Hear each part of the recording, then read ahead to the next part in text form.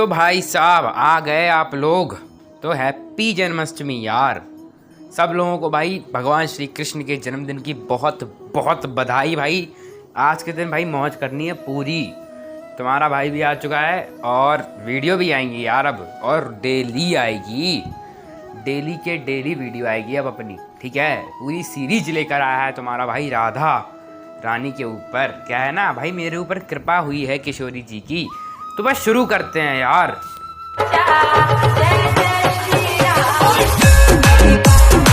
तो भाई देखो, मैं आज जन्माष्टमी का दिन है, मैं किसी के भी सेंटिमेंट्स को हर्ट नहीं करना चाहता, लेकिन हाँ आपको एक बात यही बता देना चाहता हूँ कि आप अपने मन में ये डाल लें कि हम भगवान कृष्ण को भगवान इसलिए कहते हैं क्योंकि वो संपूर्ण हैं, वो अच्छे कर्म करते हैं, इसलिए वो भगवान है।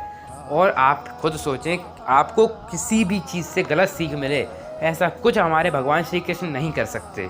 ना ही रासलीला रचा सकते हैं और ना ही प्रेमिकाएं रख सकते हैं, ठीक है। तो आप इस बात को समझें और अपने दिल से इस बात को सोचना, मेरे तर्कों को देखना। आप यदि आपको वीडियो अच्छी ना लगे तो डिसलाइक कर देना, कोई दिक्कत नहीं है, लेकिन एक बार देखना ज़रूर। और अगर आपके मन में इस भाव का उत्पन्न ही नहीं हो रहा कि नहीं मैं तो राधा रानी का भक्त हूँ, तो इसका अर्थ है कि आप सुनना नहीं चाहते, तो आप डिसलाइक करके पहले ही निकल जाइए, वीडियो आपके लिए नहीं है।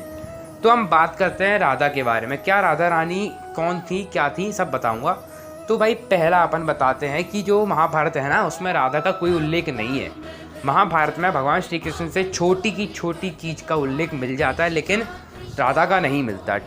और मैं आपको बता दूं, भगवान श्री कृष्ण पर जो आधारित पुराण हैं, जैसे भागवत पुराण हुआ, विष्णु पुराण हुआ, हरिवंश पुराण हुआ, इनमें भी कोई भी उल्लेख नहीं है राधा रानी जी का। तो इससे साफ जाहिर सा होता है कि इनको बाद में जोड़ा गया है। और मैं आपको एक और बात बता दूं, जो वेद व्यास जी ने महाभारत लिखी थी, और उन्हें वेद व्यास जी ने महाभारत को लिखकर अपने शिष्यों को सुनाया था, और उनमें से एक शिष्य थे वैशंपायन जी। जिन वैशंपायन जी ने जन्मेजय को पूरी की पूरी महाभारत फिर से सुनाई। तो जब वो महाभारत सुना रहे होते हैं तो वो बोलते हैं कि हे जन्मेजय, धर्म, अर्थ और काम, मोक्ष, इन सब के बारे में जो कुछ भी महाभारत में है वही सब जगह पर है। यदि जो महाभारत में नहीं हुए वो कहीं भी नहीं है। यहाँ पर ध्यान वर्ष रहे कि ये द्वापर युग की बात ही हो रही है, ठीक है। तो आप इस बात को गौर करें। उसके बाद यही वैशंपायन जी एक और बार कहते हैं परीक्षित जन्मेजय से कि इस धरती पर ऐसी कोई कथा है ही नहीं जो महाभारत में आशय ना लेती हो। आशय लेने का मतलब है कि महाभारत के भीतर जिसका वर्णन ना हो, ऐसी कोई कथा द्वापर युग में नहीं घटी। ये दूसरा पॉइंट हो गया। और हाँ, शांति पर्व के अनुशासन पर्व में एक घटना का वर्णन मिलता है, जहाँ पर भगवान विष्णु ब्रह्मा जी को वरदान देते हैं कि जब भी कोई भी सृष्टि पर उत्पन्न होगा, वो ब्रह्मा जी के बनाए हुए नियमों का उल्लंघन नहीं करेगा, वो उनको मानेगा। और भगवान श्री कृष्ण श्री विष्णु ये भी कहते हैं कि जब मैं खुद अवतार धारण करूँगा अवतार कार्य सिद्ध करने के लिए, तो तुम मुझ पर एक पिता की भांति नियुक्त करना सभी कर्मों में, और एक राजा की भांति मुझ पर शासन करना। तो राजा और पिता दोनों ही केसेस में ये साफ जाहिर होता है कि नियम तो दोनों के पालन करने पड़ते हैं, और ऐसे ही भगवान श्री कृष्ण भी उनका नियम पालन करेंगे क्योंकि वो वरदान दे चुके हैं। और अब मैं आपको एक बात और बताना चाहता हूँ कि जो मनुस्मृति है वो ब्रह्मा जी का ज्ञान है। मनुस्मृति में जो कुछ भी लिखा है वो ब्रह्मा जी ने लिखा है, ऐसा वर्णन मनुस्मृति में मिलता है। ये रहा प्रूफ। उसके बाद मैं आपको बताना चाहता हूँ कि इस मनुस्मृति में एक ऐसी बात है जो कि भगवान श्री कृष्ण और राधा के चरित्र से पूरी तरह से विरोधाभास रखती है। तो वो कथा कुछ ऐसी है, यहाँ पर मनुस्मृति में एक श्लोक आता है 3रे अध्याय के भीतर कि किसी भी पुरुष, यानी कि जो विद्या ग्रहण कर रहे हों, उनको 20 वर्ष से कम की उम्र में किसी भी स्त्री के साथ एकांत में नहीं बैठना चाहिए। और यहाँ पर भगवान श्री कृष्ण 9 से 10 साल की उम्र में रास रचा रहे हैं। ये कैसे पॉसिबल है? ये भगवान ये कर ही नहीं सकते। और मैं एक और बात आपको यदि बताऊं तो इसी मनुस्मृति में ये भी लिखा है कि जो कोई भी मनुष्य, मतलब जो एक विद्यार्थी है जो विद्या ग्रहण कर रहा है, उसका द्विज कराना पड़ता है। तो भाई उसका काल 8 वर्ष से होता है। किसी भी विद्यार्थी को 8 वर्ष की आयु में विद्या लेना आरंभ करना चाहिए, ये बताया जाता है। तो भाई भगवान श्री कृष्ण ने भी की होगी, क्योंकि वो तो सारे रूल्स का पालन करते हैं। तो उसके बीच में ये स्त्री के साथ स्पर्श करना अलाउड नहीं है। लेकिन भाई पुराणों के अनुसार भाई राधा के साथ वो रास रचा रहे हैं और स्त्री से दूर ही रहना बताया गया है मनुस्मृति में, तो क्योंकि ये ब्रह्मचारी के नियम है। तो मैं उनसे ये पूछना चाहूँगा कि भगवान श्री कृष्ण ऐसा क्यों करेंगे जब वो वरदान दे चुके हैं कि मैं कोई भी नियम नहीं तोड़ूंगा, और वो फिट बैठता है, ये बात सत्य है। और इससे हम साफ जाहिर कर सकते हैं कि भाई भगवान ने कुछ भी गलत किया ही नहीं, ना ही रासलीला उन्होंने कभी की, ना ही राधा उनकी प्रेमिका थी और ना ही उनकी पत्नी थी।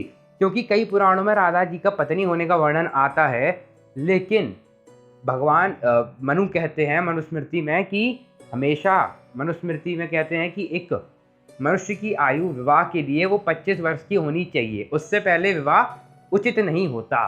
तो भाई भगवान श्री कृष्ण बचपन में ही विवाह कर लिए, ये भी गलत बात है, ये भी मनुस्मृति विरुद्ध बात है। तो इन दोनों से ही हम ये निकाल सकते हैं कि ना तो राधा श्री कृष्ण की कुछ थी, ना ही उन्होंने कभी रासलीला रचाई। तो मेरे मित्रों, ऐसी सारी बातों को कंक्लूड करके हम ये कह सकते हैं कि राधा जी का श्री कृष्ण से कोई लेना देना नहीं था। जैसा कि पुराणों में बताया गया है वो सब झूठ है, वो हमारे भगवानों के ऊपर लांछन लगाया गया है, मिलावट की है मिलावट खोरों ने, बस इससे ज़्यादा कुछ भी सत्य नहीं है।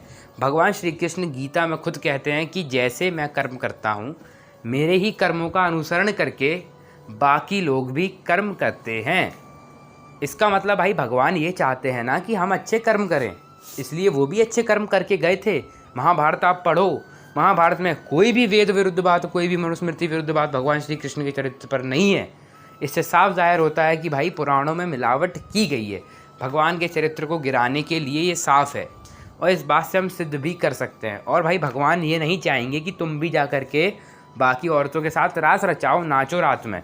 भगवान नहीं चाहेंगे कि तुम भाई बाल्य अवस्था में ही विद्या लेने के ग्रहण करने के टाइम पर तुम प्रेमिकाएं बना लो, भगवान नहीं चाहेंगे। तो भाई भगवान ऐसा करेंगे ही क्यों, जब भगवान खुद कह रहे हैं कि मेरे कर्मों को करके आगे वाले लोग मेरा ही अनुसरण करते हैं, तो भगवान ऐसा क्यों करेंगे जिससे कि आप पर गलत इम्पैक्ट पड़े। आप खुद सोच सकते हैं मेरे मित्रों, और बाकी आपके ऊपर मैं छोड़ देता हूँ जो आपकी जैसी सोच फिर। और अभी एक और बात मैं आपको बताना चाहता हूँ कि महाभारत में नारायण भगवान श्री विष्णु की प्रेयसी लक्ष्मी जी को बताया गया है। और मैं आपको ये भी बताना चाहता हूँ कि जब भी भगवान विष्णु कोई अवतार लेते हैं तो उनका विवाह सदैव लक्ष्मी जी के अंश अवतार से ही होता है, वही उनकी प्रेयसी भी होती हैं। और ये फिक्स है भाई, ये सब मानते होंगे, जो नहीं मानता उसका मैं कुछ नहीं कर सकता भाई, ये सब मानते हैं इस बात को। और हाँ, मैं एक और बात आपको बताना चाहता हूँ कि महाभारत में द्वापर युग में जितने भी अवतार हुए थे सभी का वर्णन हमें मिल जाता है, लेकिन राधा रानी का लक्ष्मी होने का कोई वर्णन हमें नहीं मिलता।